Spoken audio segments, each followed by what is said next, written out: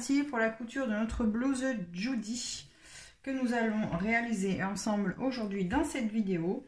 Donc la blouse Judy se décline en 3 versions de manches. Vous avez une manche courte, une 3/4 et une longue.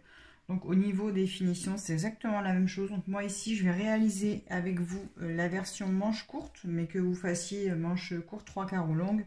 Donc la méthode est exactement la même. Alors tout d'abord, commençons par les pièces à découper. Donc nous avons les manches. Donc ici, les manches courtes, je vous rappelle. Nous avons le dos qui est partagé en 2 pièces. Donc on a le bas du dos et le haut du dos. Donc les 2 pièces sont coupées ici au pli. Voilà. Vous avez ensuite le devant, donc pareil, qui est coupé au pli. Voilà. Et ensuite, les 2 dernières pièces seront les parmentures. Donc la parmenture dos et la parmenture devant. Pour les parmentures, je vous conseille de thermocoller le dos, hein, l'envers plutôt, des 2 parmentures. Donc pour le maintien, c'est toujours beaucoup mieux. Voilà, c'est pas obligatoire, mais en général, c'est quand même mieux. À moins que vous ayez vraiment un tissu très rigide. Si vous utilisez un tissu quand même assez épais, à la limite, ne thermocollez pas. Puisque la blouse, vous pouvez la faire. Alors, c'est mieux dans un tissu fluide, vous allez voir, puisqu'elle est froncée. Au niveau des épaules devant, il y a une fronce aussi au dos, donc voilà, la fluidité va donner des fronces un peu plus jolies, on va dire. Mais après, pourquoi pas utiliser un coton, alors une popeline de coton bien sûr, mais aussi un coton un peu plus rigide, il n'y a vraiment pas de souci. Ici je la réalise dans un Liberty, donc le Liberty quand même assez léger, donc ça reste un coton, mais c'est plus une popeline de coton. Donc voilà, pour les pièces à découper pour votre blouse Judy, nous allons commencer par faire les fronces. Alors les fronces d'abord au niveau de la pièce dos, donc de la pièce bas du dos, hein. Donc on a le haut et le bas. Donc là je vais faire des fronces, donc sur le patron tout est indiqué. Donc vous avez des fronces entre ici et ici, hein, donc ils sont, les crans sont indiqués sur le patron. Donc là nous allons passer 2 fils de fronce entre ces 2 crans. Donc le premier à 0,5 du bord, à 0,5 cm, et l'autre à 0,7 à peu près, hein, voilà, puisque nous avons une marge de couture pour cette blouse de 1 cm. Donc là je vais venir faire, passer mes 2 fils de fronce à la machine et je vous retrouve après. Donc voilà, mes fronces sont passées ici, donc j'ai passé les 2 fils, le premier et le second en dessous. Donc maintenant, nous allons devoir assembler les 2 pièces d'eau pour en faire une seule. Donc au niveau ici des fronces, donc ensuite on tire, je vous rappelle, les 2 fils du dessus. Voilà, pour froncer le tissu. Donc là, pour le moment, en fait, vous allez quand même les froncer. De toute façon, ça se fronce tout seul, hein, en fait, en les faisant à la machine. Mais voilà, vous donnez quand même déjà une petite forme à vos fronces. Donc ici, moi, c'est l'endroit de mon tissu. Et je vais venir poser l'endroit de la pièce au dos sur l'endroit donc du bas. Et en fait, on les assemble ici, hein, par le haut du dos. Donc ce qu'on va faire, on va commencer donc à épingler les extrémités, endroit contre endroit. Hop. La deuxième extrémité ici. Et donc là, on se rend compte que ma pièce bas, en fait, vous voyez, elle n'est pas assez froncée. Donc, je vais retirer un petit peu sur mes fils de fronce. Et puis ensuite, je vais continuer à les épingler. Hop, voilà, là, ça devrait aller. Ouais, je pense que c'est beaucoup mieux. Voilà.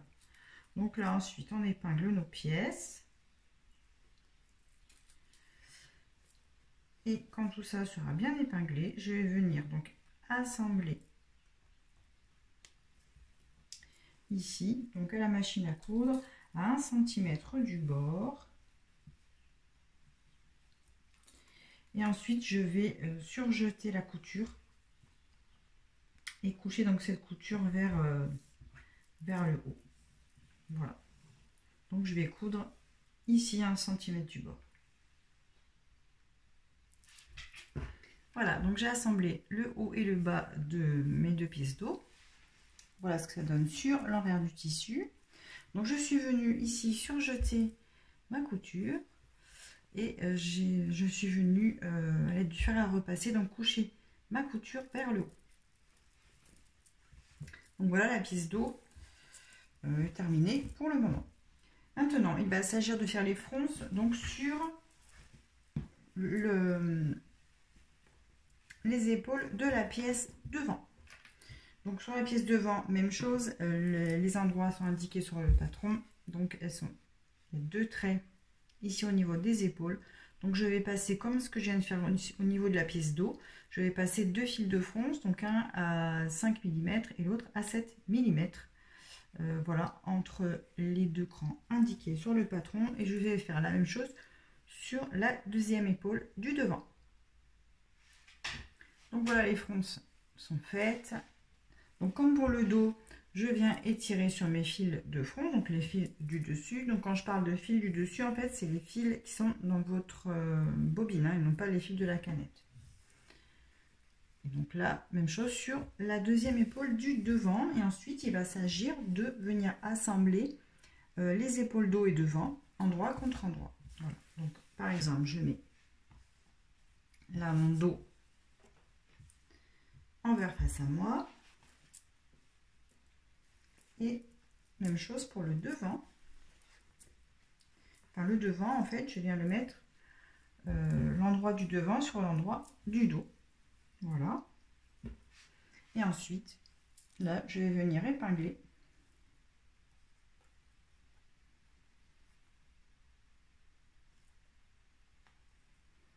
mes épaules. Donc, je vais d'abord venir faire correspondre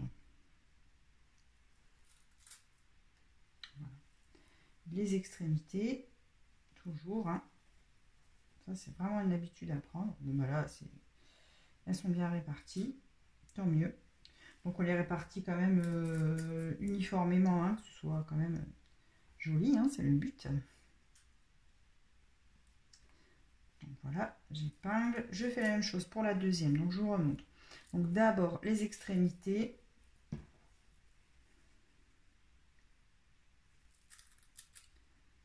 Hop. La deuxième extrémité, pardon. Voilà, il faut retirer un petit peu sur les fronces, légèrement.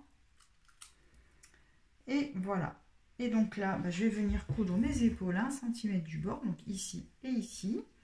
Une fois que c'est cousu, je ne vous ai pas précisé d'ailleurs pour le dos, une fois que vous avez cousu vos épaules, vous enlevez les fils de fronce, hein, parce qu'en général on les voit un petit peu aussi sur l'endroit, c'est possible, hein, selon l'endroit à laquelle vous avez fait passer le fil de fronce. Donc on enlève les fils de fronce, de toute façon les fronces seront plus jolies comme ça. Et ensuite on vient surjeter. Donc pensez à les enlever avant de faire le surjet, parce que des fois si ça se prend dans le surjet, après vous ne pourrez plus les enlever. Donc voilà, les fronces sont faites. Oui, les fronces sont faites, on a passé les fronces, pardon. Les épaules sont assemblées. Hop. Donc ici. Donc je suis venue enlever les fils de fronce, hein, une fois que j'ai fait mon assemblage d'épaules.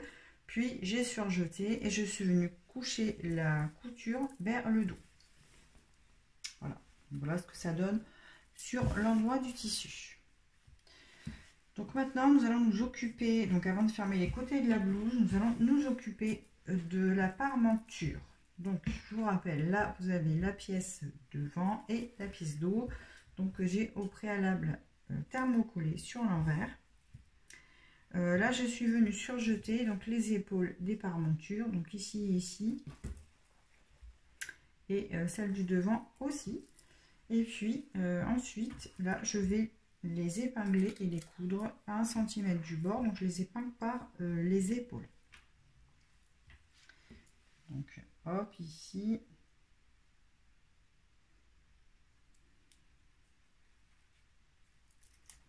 Et ici. Voilà, donc là, je vais aller les assembler donc à la machine, 1 cm du bord. Et ensuite, je vais ouvrir les coutures au fer. Donc les épaules de la parmenture sont cousues. J'ai ouvert les coutures au fer et je suis venue faire un surjet tout le tour extérieur. Donc en fait, le tour extérieur, c'est le côté de la parmenture qui ne sera pas assemblé à la blouse. Ensuite, je vais venir reprendre donc ma blouse. Je vais l'ouvrir comme ça, donc endroit face à moi. Donc ici, j'ai mon devant et ici, j'ai mon dos. Le but va être d'assembler la parmenture sur l'endroit de la parmenture sur l'endroit de la blouse. Donc on va venir faire correspondre tout simplement le dos, la parmenture dos avec le dos, la parmenture devant avec le buste devant. Donc la première chose à faire va être d'assembler, enfin d'épingler en tout cas les épaules. Donc de faire correspondre. Donc ici j'ai mes épaules de la parmenture et vous voyez ici j'ai ma couture d'épaule du buste. J'épingle ensuite la deuxième épaule, donc l'épaule de la parmenture et l'épaule de mon buste. Donc je vais faire bien correspondre ma couture d'épaule. Voilà. Ensuite, alors vous pouvez venir repérer si vous le souhaitez par un cran. Moi je l'ai fait ici, donc le milieu dos du buste et le milieu dos de la parmenture. Hein, ça peut aussi vous aider, mais ça s'assemble de toute façon tout seul. Donc je viens épingler mon dos et ensuite il va me rester à épingler le devant. Donc je vais commencer par le devant, par épingler les angles.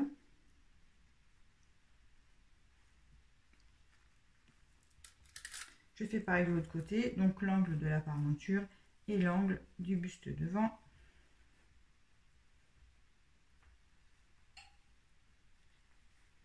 Hop, voilà. Donc ici je peux aussi rajouter au moins une épingle si je le souhaite.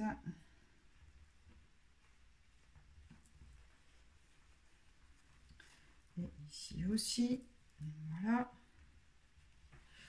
Et ensuite, donc là, c'est la seule petite partie technique. Il y a les smokes aussi, mais vous allez voir, ça se fait vraiment bien. Alors ça aussi, la pointe, ça se fait bien. Il faut juste bien épingler et coudre tranquillement si on n'a pas l'habitude. Et voilà, il n'y a vraiment rien de bien compliqué. Donc je fais bien correspondre mes pointes. Hein, voilà. Donc là, moi, je vais mettre une épingle même un petit peu plus bas. Vous voyez, ça tient tout seul en fait. Hein. Hop, une épingle ici et une épingle ici. Voilà, j'y suis. Et ici, on est bien. Maintenant, il va s'agir donc de coudre tout ça. Donc en fait, comme d'habitude, le tout à 1 cm du bord. Donc je pars par exemple d'une épaule. Je couds ici 1 cm. Je rejoins l'autre épaule. Quand j'arrive ici, je m'arrête. Hop, je redescends ici à la pointe. Alors là, si on a un petit peu peur, là, ce qu'on peut faire, ça va être de tracer, par exemple, de tracer droit. Alors, j'ai pas le règle, je vais prendre de l'écouvite que j'ai sous la main. Vous voyez, vous pouvez faire le prolongement ici de la pointe, comme j'ai fait. Ça peut vous aider. Voilà, comme ça, quand vous arrivez en fait ici avec votre machine, voilà, vous êtes sûr que vous êtes bien dans l'axe de la pointe. Voilà, au moins ça peut être une technique pour vraiment vous aider à faire une jolie pointe. Après, si vraiment vous avez peur ou autre, vous faites un petit test sur une chute. En fait, vous faites une pointe et puis vous voyez un petit peu comment ça se passe. Et puis donc ensuite, je reprends ici, hop, pareil, je tourne pour revenir à l'autre épaule. Donc voilà, tout ça à 1 cm du bord. Alors voilà, donc le col enfin la parmenture, pardon, excusez-moi, la parmenture qui est assemblée donc au buste. Hein, donc ici, j'ai fait mon centimètre partout. Là maintenant, il va falloir mettre cette parmenture à l'intérieur, la retourner à l'intérieur. Donc pour cela, il va falloir faire des petits crans dans le tissu. Donc d'abord ici, vous voyez, on a des angles. Donc on vient dégarnir les angles au plus près de la couture. Laissez 2-3 mm hein, quand même. Ensuite, hop, je vais mettre dans ce sens-là. En fait, c'est ici au niveau de la pointe. Ce que vous devez faire, c'est, hop, attendez, comme ça, voilà. Alors ici, j'ai l'extrémité de ma couture en pointe, ici, là. Donc en fait, je vais venir cranter, alors jusqu'à la couture. Mais pareil, vous arrêtez 1 ou 2 mm avant. Là, il faut aller quand même au plus près. Mais bien évidemment, il faut laisser la couture. Donc, si vous avez un petit peu peur, vous voyez là, j'ai ma fin de couture, donc j'ai vraiment laissé peu. Mais il n'y a pas de problème. Hein. Vous pouvez y revenir après si vous n'avez pas laissé assez de toute façon. Et puis, ce qu'il faut faire, donc soit vous réduisez la marge de couture, pourquoi pas. Après, moi, je ne la réduis pas forcément parce que pour retourner ma parmenture au fer, je vais ouvrir tout ça, toutes mes coutures au fer et ça va bien m'aider en fait pour retourner joliment la parmenture. Surtout parfois si vous avez une viscose, ça peut être un peu moins évident. Mais ce que je vais faire, c'est quand même cranter au moins la parmenture d'eau. Cranter la marge de couture, pardon. Donc pareil, au plus près. Puisque là, on a quand même un arrondi. Et là, si vous ne le faites pas, ça risque de tirer un petit peu ensuite et de ne pas être très très joli. Donc en fait, vous voyez, ensuite, c'est ce qui va être le plus long, je pense, dans la réalisation de cette blouse au final. C'est de tout bien retourner, de venir marquer tout ça au fer. Hein. Là, c'est vraiment l'outil indispensable. Pour retourner les parmentures, c'est le fer. Vous voyez, vous venez faire rouler bien les coutures comme ça. Et il va falloir, hop, tout rentrer à l'intérieur. Donc là, il faut vraiment le faire au fer. Si je le fais comme ça, ça ne va pas vous donner grand-chose. Un petit peu quand même. Voilà. Donc ici, vous voyez, donc là, je pense qu'au fer, ça va le faire. C'est normal, hein, si vous voyez un petit bec au niveau de l'angle. Au fer, tout va venir bien s'aplatir. Mais si vous n'avez pas assez cranté votre pointe, il va falloir refaire un petit coup de ciseau. Donc voilà. Donc là, on vient tout mettre. En gros, ça va faire ça. Donc moi, je vais les faire au fer à repasser. Et je vous montre après ce que ça donne. Voilà notre parmenture donc qui est retournée donc ici sur l'intérieur. Voilà ce que ça donne donc à l'intérieur. Donc vous voyez, moi ici au niveau de la pointe, j'avais un petit bec, donc je suis revenue cranter mais un tout petit millimètre. Et voilà, avec le repassage, c'est très bien. Au niveau de la finition, soit vous laissez comme ça, c'est en général ce que je fais moi. Là, c'est une popeline de coton, donc j'aurais pu, pourquoi pas, faire une surpiqûre. Si vous avez vraiment des tissus très fluides, les surpiqûres, donc une surpiqûre, en fait, ce serait de faire à 5 mm du bord, une piqûre, donc sur le dessus de la blouse. Alors sur ce genre de tissu, franchement, ça peut le faire sans problème. Peut-être je le ferai après, pour l'instant je ne vais pas le faire, mais voilà. Sur les deux autres versions que j'ai faites, je n'ai pas fait la surpiqûre. Elle tient bien en place quand elle est sur moi, donc il n'y a vraiment pas de problème. Ce que je viens faire quand même, comme petite finition pour maintenir quand même la parmenture à l'intérieur, c'est que je viens ici faire un point à la main. Je vais venir maintenir les épaules en fait. Donc là, ici, j'ai ma couture d'épaule de la parmenture et ici, j'ai mon épaule de la blouse. Donc en fait, ici, c'est la marge de couture. Hein. Donc je prends la marge de couture de la blouse, de l'épaule de la blouse, que je viens maintenir à la parmenture. Donc je fais 3-4 points, ça suffit. Donc voilà, parce que là où ça peut être un peu gênant, les parmentures, je trouve, c'est d'être ici, au niveau de l'épaule. Là au moins, c'est nickel. Et ça ne bougera pas. Voilà. Donc là, vous voyez, j'ai fait 3-4 points. C'est largement suffisant. Et ensuite, je viendrai faire voilà, pareil de l'autre côté. Voilà, et ça va bien la maintenir de cette façon. Donc ce sera comme ça, vraiment parfait. Donc je coupe ça, je mets ça de côté. Alors maintenant que la parmenture est posée, nous allons pouvoir venir coudre nos côtés. Donc je remets ma blouse endroit contre endroit. Hop. Et je vais épingler mes côtés. Donc le devant avec le dos, endroit contre endroit. Rien de bien compliqué. Donc j'épingle toujours d'abord les extrémités. Voilà, et je viens mettre si besoin.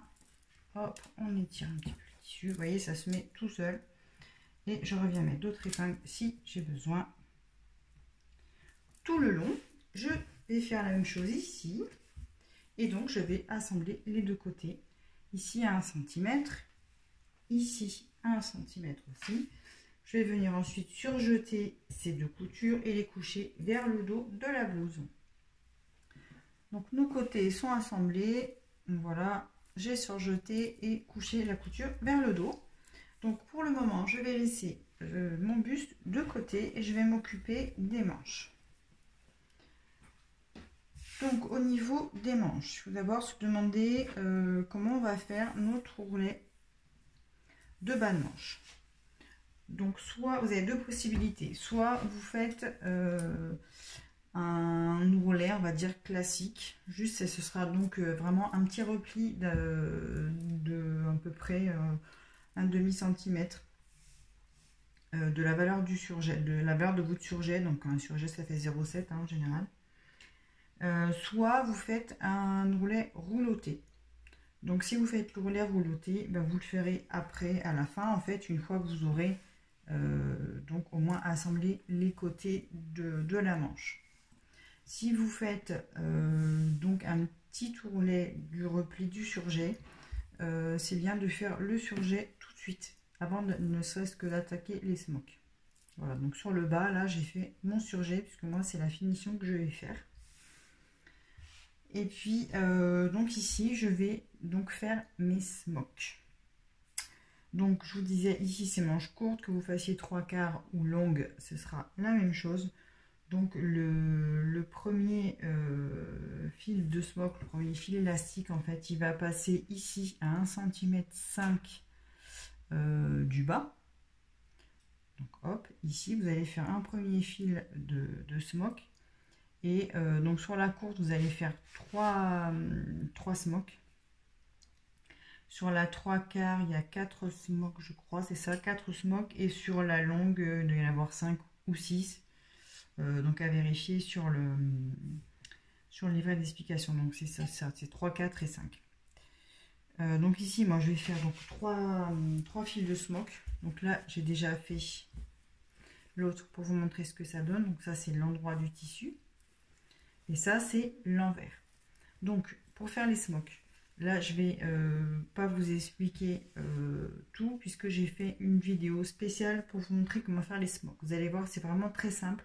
En fait, en résumé, ce qu'il faut faire, c'est garder votre bobine de film classique sur le dessus, donc pour l'aiguille, en fait, et vous faites une canette de fil élastique. C'est tout. Et vous cousez. Ce qui est important, par contre, du coup, c'est de coudre l'endroit face à vous, puisque sur l'endroit, j'ai mon fil classique. Et sur l'envers, j'ai mon fil élastique. Voilà. Donc moi, je vous conseille, je vous disais, donc 3 smocks sur les manches courtes, 4 sur les 3/4 et 5 sur les longues. En fait, ce qu'il faut faire, faites-en déjà là 3 sur, même 2 sur le... Enfin, disons une de moins à chaque fois en fait. Et ce que vous faites, vous essayez, vous épinglez et vous essayez par rapport à votre bras. Hein, puisqu'on peut avoir, forcément, même si vous êtes la même taille que moi, peut-être vous allez avoir le poignet plus fin ou un peu plus large. Donc c'est vraiment à voir. Ce qu'il faut savoir aussi, c'est que quand on fait des smocks, en fait, plus le tissu est fluide et léger, plus les smocks vont être marqués. Donc vous voyez ici, je crois que j'avais dû en faire 7. C'était un petit peu trop. Enfin, moi ça va, ça me sert pas, mais c'est un peu limite hein, quand même. Hein, donc voilà, là j'y suis allée un peu fort. Donc voilà. Donc ça c'est les manches longues. Donc vraiment sur les manches longues, je pense que 5 c'est bien. Donc pareil, arrêtez-vous à 4 et puis vous essayez quand même, vous repliez comme ça, vous essayez sur votre poignet. Donc là ça va être plus sur le biceps hein, parce que c'est la courte. Donc là du coup elle est trop grande. Hein. Là ce serait le, imaginez, j'en ai fait 3 sur la manche longue. Ça va pas, ça me sert pas assez, c'est pas forcément joli. Donc je vais en refaire peut-être encore 2 justement. Voilà. Donc là le tout c'est d'essayer. Donc je vous dis, je vous mets dans la barre d'infos, dans la description en fait, le lien pour le tuto vidéo des smocks. Vous allez voir, c'est vraiment très très simple à faire et c'est très sympa. Moi j'aime beaucoup le rendu. Donc là je vais refaire mes 3 fils de smock ensuite. Donc je vous dis, ça donnera ça. Une fois que j'aurai passé mes fils de smock, enfin mes smocks, je sais pas pourquoi j'ai des fils de smock d'ailleurs. Ensuite, je vais replier la manche sur elle-même, donc endroit contre endroit, pour épingler donc les côtés.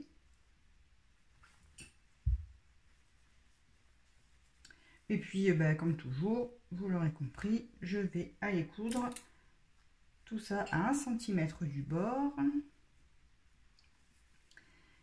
Et puis, je vais surfiler la couture et la coucher, pareil, vers le dos de la manche. Voilà. Alors, donc voilà, ma petite manche avec les smocks sur le bas, qui est assemblée donc par les côtés. Et j'ai surjeté donc la couture et je l'ai couché vers le dos. Donc ensuite, je vais venir assembler cette manche au buste. Alors, donc pour cela, donc je prends mon buste que je laisse sur l'envers, donc l'envers face à moi. Je mets la manche sur l'endroit, face à moi.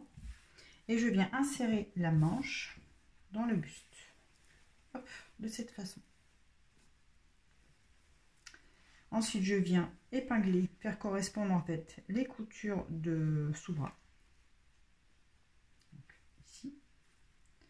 Alors, j'épingle. Ce qui est important, c'est d'épingler à l'intérieur en fait, puisqu'on va coudre sur l'intérieur. On ne va pas coudre la manche comme ça, on va coudre la manche comme ça.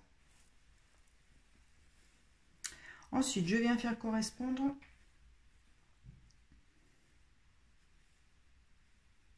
mes crans, donc là les crans de dos. Ensuite, hop,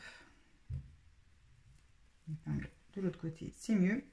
Les crans de devant, donc j'ai un cran ici, je les fais correspondre. Ensuite, mon cran d'épaule, il est ici.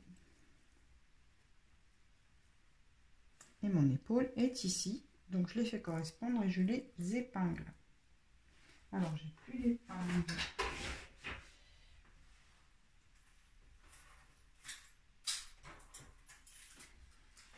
Voilà. Donc j'épingle mon épaule ici. Voilà. Et ici. Et puis ensuite je viens répartir le reste du tissu. Donc pas d'inquiétude, il n'y a pas énormément d'embûches pour cette manche. Donc voilà, on vient tout faire correspondre.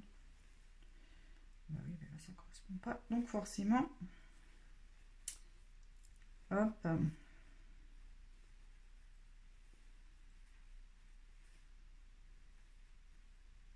Voilà, donc là ça ira beaucoup mieux comme ça. Donc là, je vais venir donc épingler au maximum. Hein. Pour les manches, on n'hésite pas à mettre le maximum d'épingles, c'est toujours mieux.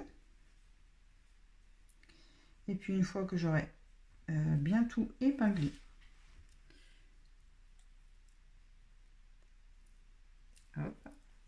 on épingle tout ça. Et donc, on vient coudre tout le tour, donc à 1 cm du bord. Donc, je rappelle, j'ai glissé la manche à l'intérieur du buste, donc il faut que la manche soit l'endroit de la manche sur l'endroit du buste. Une fois que j'ai cousu tout ça 1 cm du bord, pareil, je viens surjeter ma couture. Donc voilà la manche montée au buste, hein. Donc j'ai cousu tout le long, tout le tour à 1 cm du bord. J'ai fait ici mon petit surjet, pareil, tout le tour. Donc voilà, la manche est terminée. Alors ensuite, je suis venue faire ma petite finition au niveau de mon bas de manche, hein, donc de mon ourlet. Donc ici, on avait un surjet, comme sur celle-là, qui n'est pas terminée. Voilà, donc le bas, hein, j'avais fait un surjet en premier. Donc là, à ce moment, à cette étape en fait de la couture, donc là, soit vous faites votre rouloté à la surjeteuse, voilà, pourquoi pas, ça peut être très très joli. Donc soit si comme moi vous avez fait votre surjet, bah, vous venez replier le surjet en fait sur l'envers et vous cousez ici au plus près. Donc soit vous venez de marquer au fer, mais vous voyez que bon, avec l'élastique c'est pas hyper simple, alors que si on le pose comme ça sur la machine, hein, pied de biche là au dessus comme ça, hop, vous venez plier au fur et à mesure et franchement ça secoue mais vraiment tout seul. Voilà. Et donc voilà ce que ça donne avec le petit ourlet. Moi j'aime beaucoup aussi comme ça. Je trouve que c'est plutôt sympa. Donc voilà au niveau de la blouse. Donc là il va rester bien évidemment à monter la deuxième manche. Et puis à faire l'ourlet du bas. Donc l'ourlet du bas. L'ourlet de 2 cm. Donc pareil, vous essayez la blouse avant et vous voyez s'il faut la raccourcir un petit peu ou pas du tout. Et puis ensuite vous venez marquer au fer un repli d'1 cm sur l'envers de la blouse. Et un deuxième repli d'1 cm. On marque bien tout ça au fer. Et puis on vient coudre ici sur l'intérieur par exemple, là tout au bord, à 2 mm du bord, on coude tout le long. Et voilà, notre ourlet sera terminé. Et la blouse sera terminée également. Donc ben moi je vais me faire donc la manche et mon petit ourlet. Pour finir donc ma petite blouse Judy manche courte. J'espère en tout cas que ce tutoriel vous aura bien aidé à la couture de cette blouse. Et moi je vous dis à très bientôt pour une nouvelle vidéo. Bye bye.